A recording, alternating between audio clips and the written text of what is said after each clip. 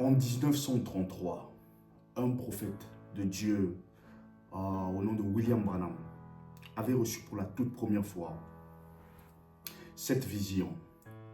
Et dans les 7 visions, la 6e vision s'agissait d'une femme qui allait gouverner l'Amérique, ce qui n'avait jamais été le cas auparavant.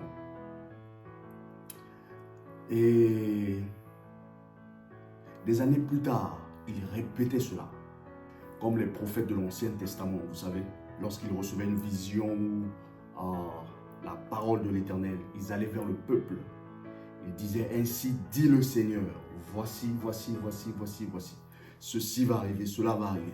Et ils ne le disaient pas une fois seulement, ils le répétaient en vue de garder le peuple en alerte, afin que le peuple soit attentif et observe la parole de l'Éternel, afin que lorsque cela va s'accomplir, qu'ils se souviennent que oui, Dieu l'avait déjà dit par un prophète. Ainsi, William Branham faisait de même. Pour vous qui ne le connaissez pas, William Branham, il est un prophète de Dieu dans le XXe siècle. Un ministre de l'Évangile qui a prêché le royaume et la justice de Dieu en prenant pour appui les prophètes et les apôtres, en prenant pour appui la Bible, les Saintes Écritures et le Saint-Esprit. C'est un homme de la même nature que nous. Et Dieu l'avait utilisé puissamment, comme les prophètes de l'ancien temps. Et comme les apôtres de l'ancien temps.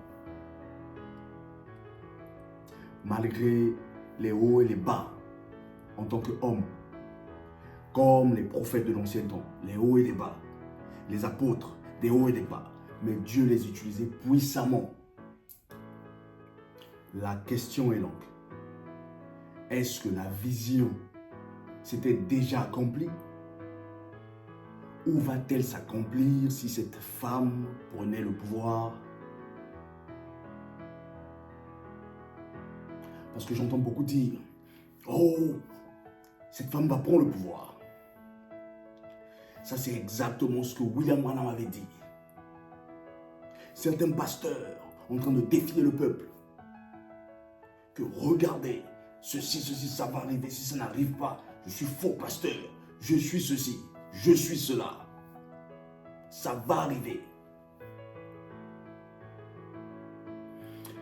Lorsque je vois toutes ces choses, je vois que Ésaïe s'accomplit encore.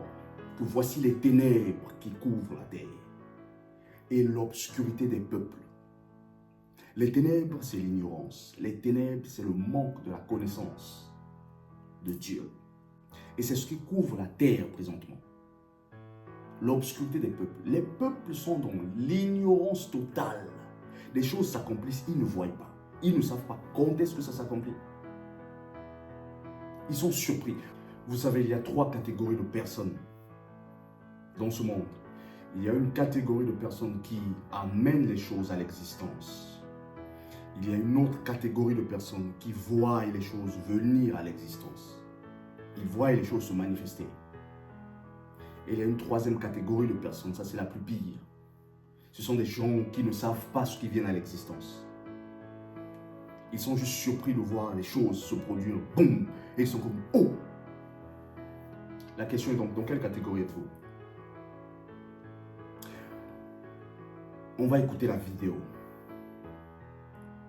Et nous allons interpréter ça pour faciliter la compréhension de tout un chacun. Now, I predicted and said I saw a great woman stand up, beautiful looking, dressed in real highly royals like purple, dressed in real highly royals like purple, dressed in real highly royals like purple. And I got little princes down here. She was a great ruler in the United States, perhaps the Catholic Church. A woman, some woman. I don't know it'll be the Catholic Church. I don't know. I can't say. Only thing I seen the woman. That was all.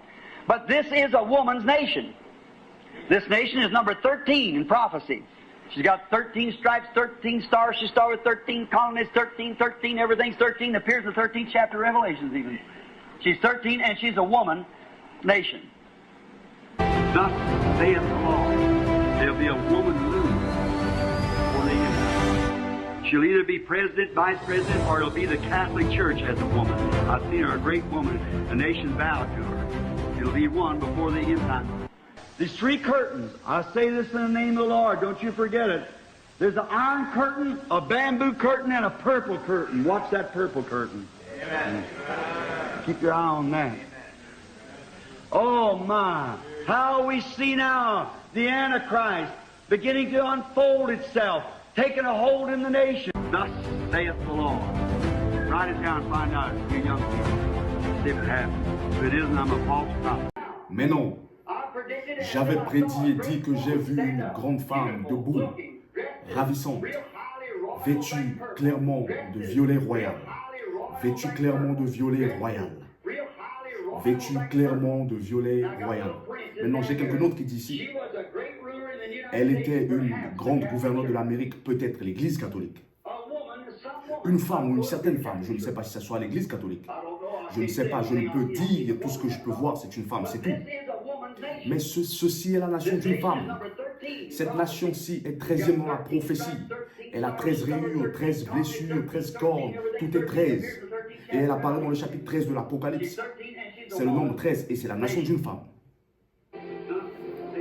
Ainsi dit le Seigneur, il y aura une femme gouverneur en Amérique avant la fin des temps. Elle sera soit présidente, soit vice-présidente, soit ça sera l'église catholique en tant que femme. Je l'ai vue, une grande femme, gouverneur, et la nation se prosterne devant elle. Il y en aura une avant la fin des temps. Il y a 3 rideaux, je dis ceci dans le nom du Seigneur, ne l'oubliez pas. Il y a le rideau de fer, le rideau de bambou et le rideau violet. Regardez le rideau violet. Gardez l'œil sur le rideau violet. Oh mon Dieu, combien nous voyons maintenant l'Antichrist commençant à se dévoiler lui-même, prenant contrôle de la nation. Ainsi dit le Seigneur. Notez ceci, jeunes gens, et vérifiez cela arriver. Sinon, je suis un faux prophète. Maintenant, nous allons décortiquer la vision en 5 étapes. Et nous allons voir comment cela s'était déjà accompli. Mais que les gens n'ont pas vu cela. C'est exactement comme aux temps anciens. Oh, Élie arrive, Élie arrive. Élie viendra. Voici, je vous enverrai Élie le prophète. Élie était venu. Ils n'ont pas su. Savez-vous que jusqu'à ce que Élie soit parti, Élie est parti, a fini la mission, il ne savait pas. C'est Christ qui est venu révéler ça. Donc Élie a commencé, il a achevé la mission, il a terminé, il est parti, ils n'ont pas su. Christ est venu, commence sa mission, ils sont toujours en train d'attendre Élie. Avec les Écritures, ils lisaient Malachie 4, qu'Élie viendra. C'est la réalité de ce siècle-ci. Les choses s'accomplissent, ils ne voient pas. Maintenant, vous ne pouvez pas détailler une chose pareille si vous n'avez pas vu. Ça veut dire, le prophète de Dieu a vu. A-t-il vu? Vraiment? Oui. Il le dit, j'ai vu une femme debout, ravissante, vêtue de violet. Lors des élections présidentielles, quand Harris a pris le pouvoir en tant que vice-présidente, elle a prêté serment, elle était vêtue de violet, n'est-ce pas? Elle est ravissante, n'est-ce pas? Oh, soyons sincères, elle est ravissante. Voyez-vous, elle a prêté serment, elle était vêtue de violet. Question, comment a-t-il su que cette femme serait vêtue de violet? C'est parce qu'il avait vu. Il a dit rien d'autre que ce qu'il a vu. La question est donc, d'où vient cette vision? On va le répandre. Vous allez comprendre que ceci n'a rien à voir avec William Branham. Il a juste parlé, il a dit ce qu'il a vu, ce que Dieu lui a montré. C'est tout, c'est ce que font les vrais prophètes. Ils ne fabriquent pas, s'il n'a pas l'interprétation de la chose, s'il ne reçoit que la vision, il vous donne la vision. S'il reçoit la vision et l'interprétation, il vous donne les deux. Il vous donne que ce que Dieu lui montre. C'est ce qui les sépare des mercenaires. C'est comme ça que vous reconnaissez les prophètes authentiques. William Branham dit que cette femme sera soit présidente, soit vice-présidente, soit ça sera l'église catholique en tant que femme. Il dit, je ne peux dire qui exactement, qu'est-ce que ça sera. Il dit, tout ce que je vois, c'est une femme debout, ravissante, vêtue de violet, clairement de violet. Et c'est là qu'il dit, cette femme sera soit présidente, soit vice-présidente, soit ça sera l'Église catholique en tant que femme. Il dit, mais je vois une femme, gouverneur, à la tête du pays. Et la nation se prosterne devant elle. Il y en aura une avant la fin du temps. Il était certain. Pourquoi? À cause de ce qu'il voyait. Et sans doute, il savait que ce qu'il voyait ne venait nulle part ailleurs que de Dieu. La question est, quel est le poste d'Harris? N'est-elle pas vice-présidente? Beaucoup attendent qu'elle soit présidente. Mais elle est vice-présidente. La vision dit qu'elle sera soit présidente, soit vice-présidente. Soit ça sera l'Église catholique en tant que femme. Et elle est vice-présidente. Là, quand elle prête serment, elle prend le pouvoir. La vision s'accomplit. Vêtue de violet, première femme en Amérique, vice-présidente. On ne voit pas ça. Mais ce n'est pas tout. Savez-vous qu'en 2021, Harris fut présidente de l'Amérique de manière légale pour 1h30. Le savez-vous? Les États-Unis a dans son record Kamala Harris comme présidente de l'Amérique.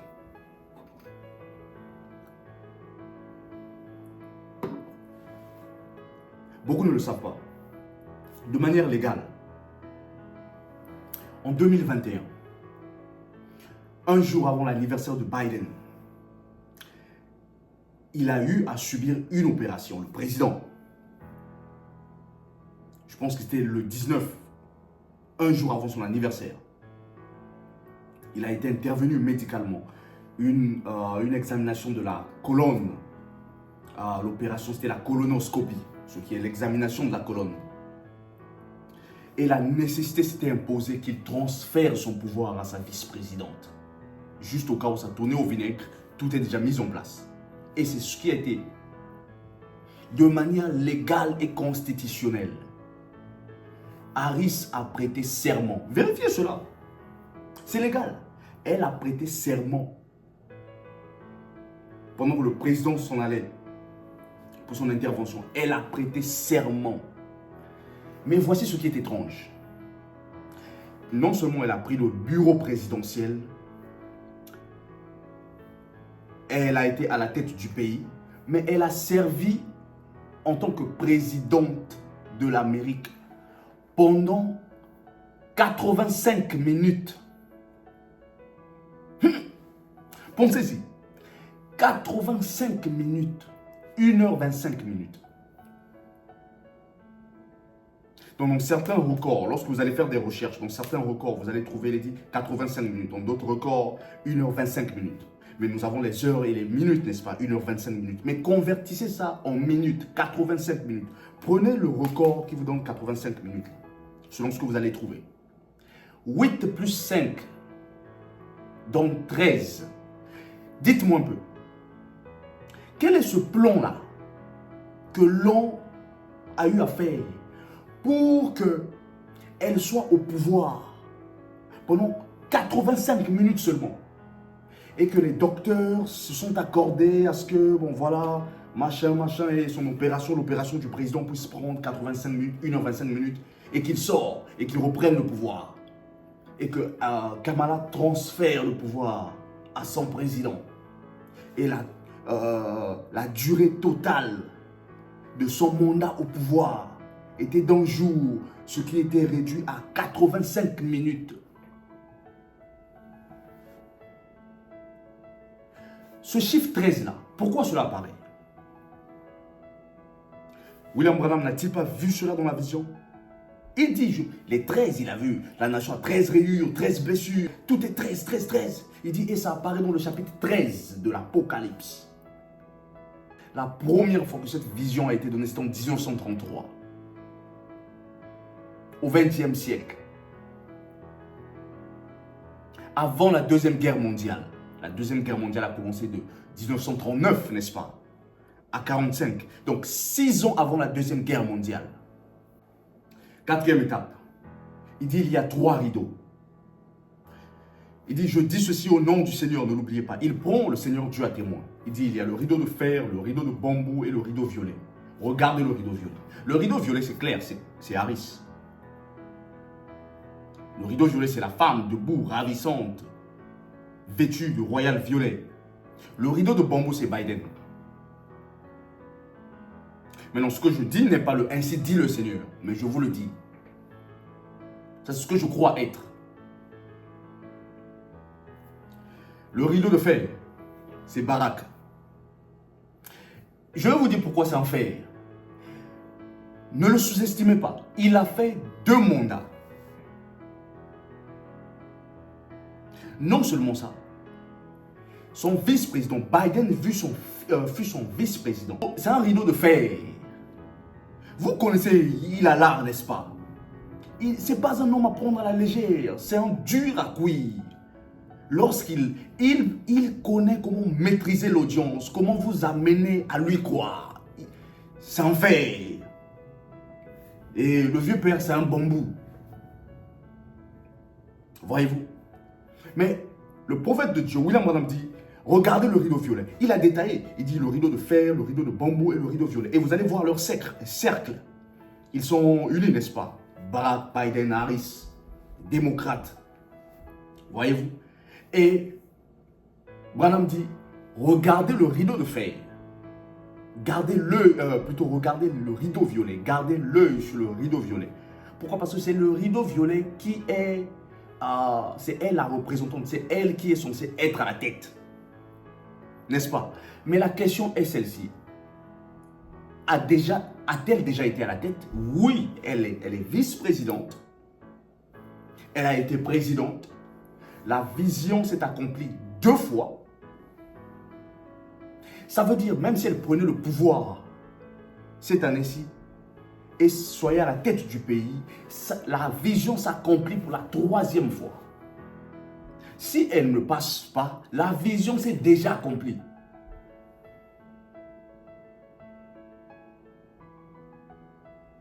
La vision s'est déjà accomplie. Donc on n'a pas besoin d'attendre, non.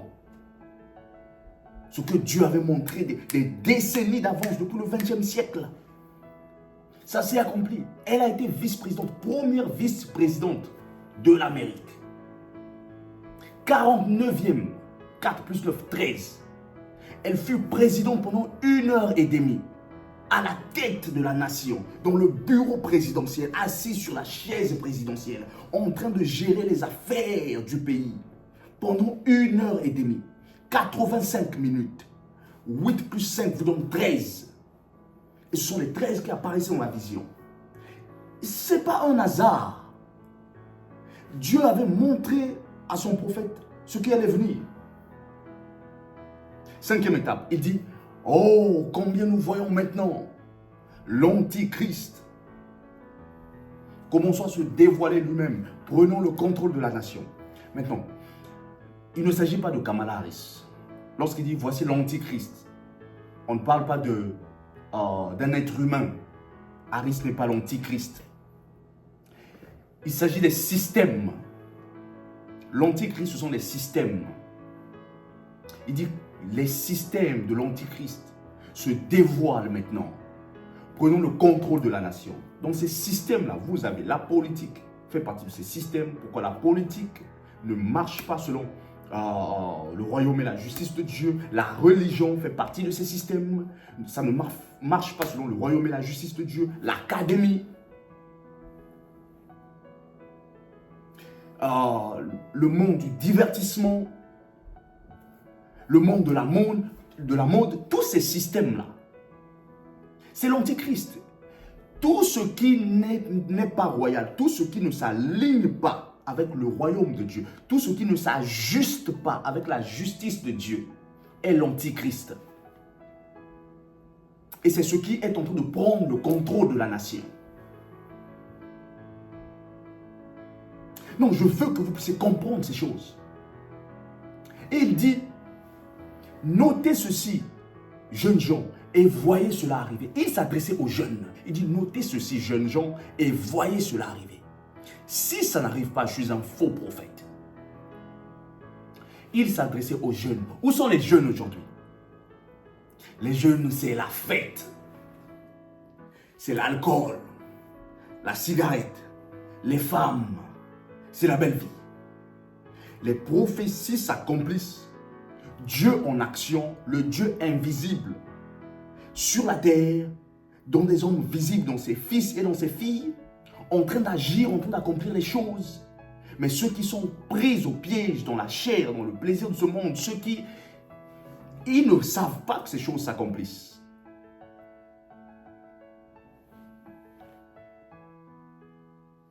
Voyez-vous combien l'heure est grave?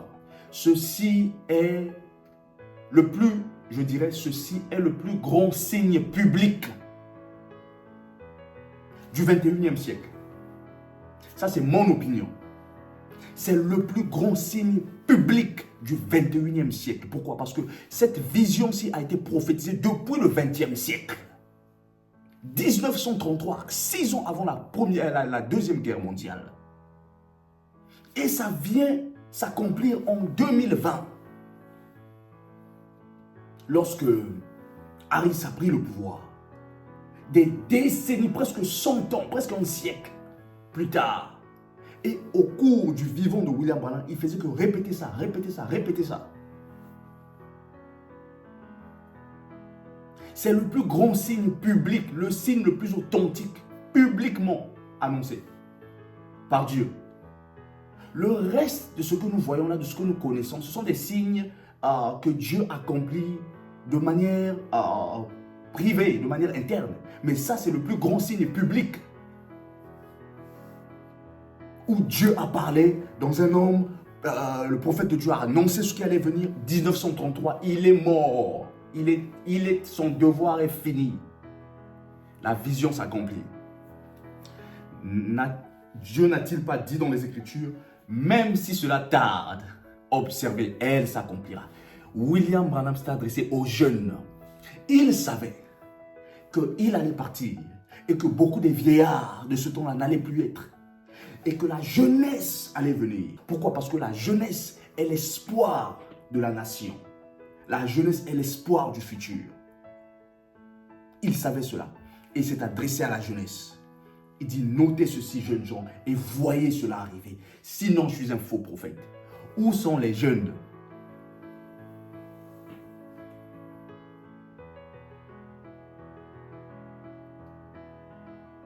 Voilà pourquoi je suis sûr et certain que Dieu n'aura pas pitié de cette génération. J'entends des gens prophétiser dire, oh, Dieu va frapper la terre, Dieu va frapper, Dieu m'a montré, Dieu va frapper. Il y aura... Laissez-moi vous dire une chose. Peut-être vous ne connaissez pas ce que vous dites. Ce que vous dites, c'est bien, mais vous, c'est au futur. Dieu avait commencé à frapper. Et il est en train de frapper.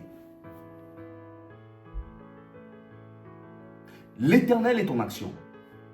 Il va descendre les vies humaines. Il va se rassurer que tout ce qui ne vale pas la peine dégage. Du plus petit au plus grand.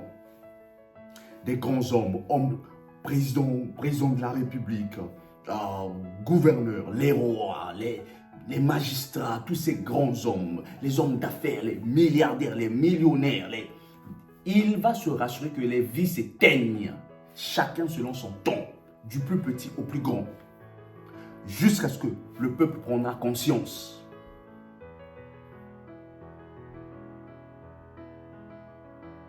Jusqu'à ce que le peuple va tourner ses regards vers le seul vrai Dieu, l'Éternel, et va décider de prendre le royaume et la justice de Dieu.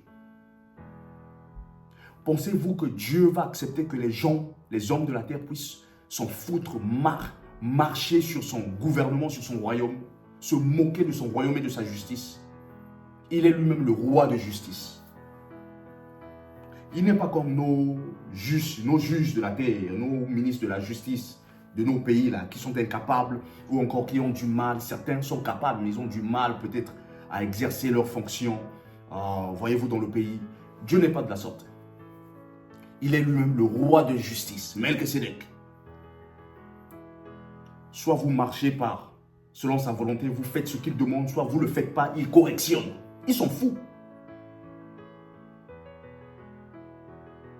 La vision s'est déjà accomplie. Voilà pourquoi en tant que jeunes,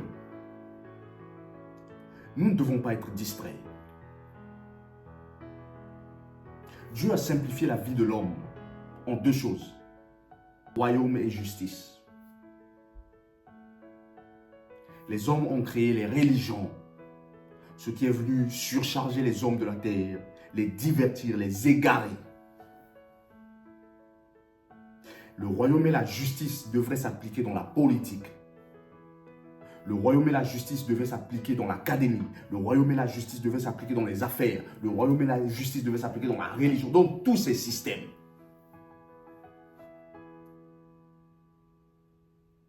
Mais vous allez voir, c'est le contraire. Le royaume et la justice de Dieu est mis à part, est bafoué. Malheur à la terre. Jean avait vu cela, il dit, oh my. Jean dit, malheur à la terre. Car le diable est venu vers elle. Ésaïe a dit, voici les ténèbres qui couvrent la terre, l'obscurité des peuples. Les peuples sont dans l'ignorance. Le manque de la connaissance de Dieu. Ils ont perdu les lois de Dieu. Les lois de Dieu ne sont plus gravées dans leur cœur. La parole de Dieu n'est pas gravée dans leur esprit. Les ténèbres couvrent la terre. Le manque de la connaissance de Dieu. On ne connaît pas pourquoi nous sommes sur la terre. Qu'est-ce que Dieu veut? Qu'est-ce qu'il veut de nous? Comment est-ce qu'il veut vivre avec nous? Tout ce qu'on connaît, c'est que Dieu viendra et on va aller au ciel. Mais béni soit le nom de l'Éternel. Parce qu'il a dit, mais sur toi, l'Éternel se lève. Sur toi, sa gloire apparaît. Sur toi qui? Sur toi, épouse de Jésus-Christ. Sur toi, fils du royaume de Dieu. Sur toi qui craint l'Éternel. Dieu nous aime, vous savez. Il connaît que nous sommes les hommes. Il se souvient. Il sait que nous sommes hommes. Et il ne nous regarde pas, il ne nous juge pas selon nos erreurs, nos fautes, nos manquements. Il connaît, il sait que nous avons des hauts et des bas, nous sommes humains. Et tout ce qu'il demande, c'est que nous puissions avoir notre cœur, nos regards tournés vers lui, dans la difficulté, dans les bons et dans les mauvais temps, dans le bonheur et dans le malheur, dans la compréhension et dans l'incompréhension, lorsqu'on peut, lorsqu'on ne peut pas. Ça fait beau lorsque un enfant dans la maison partage toujours avec son papa. C'est la joie d'un père. Imaginez-vous être un père, vous avez des enfants et les enfants ne viennent jamais auprès de vous. Vous avez une multitude des enfants et ils ne vous consultent pas. Mais ils vivent dans votre maison. Ils ne payent pas le loyer, ils ne payent rien. Ils ne payent pas les factures, rien. C'est vous qui assurez tout. Mais ils vivent comme ils veulent. Ils vivent comme ils veulent. Allez-vous être joyeux? Non. Vous serez triste, brisé de voir que vos enfants sont dépourvus de sens. Il en est de même. C'est comme ça que l'Éternel voit les choses. Le ciel et la terre et tout ce qu'elle renferme et le peuple qui y habite appartiennent à l'Éternel. Oh, moi je suis président de la République. Oh, moi je suis homme d'affaires, gouverneur. Moi je suis roi, moi je suis ministre, moi je suis... Tous ces moi je suis là, lorsque tu te tais, clac, ça reste un titre. Tu retournes dans la tombe avec... Même pas dans la tombe, tu retournes dans la poussière avec rien. Tu es venu sans rien, tu retournes sans rien. Tout ce qui nous appartient, c'est la nourriture et le boire. Le manger et le boire nous appartient. Le reste, là, ne nous appartient pas. Les milliards et... vous avez vu ceux qui ont été... qui sont présentement en prison. Les Didi, ces grands, ces superstars là. Friqués, mais ils sont dans les barreaux maintenant. Votre argent ne vous sortira pas. Votre bonheur, vos titres ne vous sortira pas de là. Surtout lorsque vous êtes encore coupable.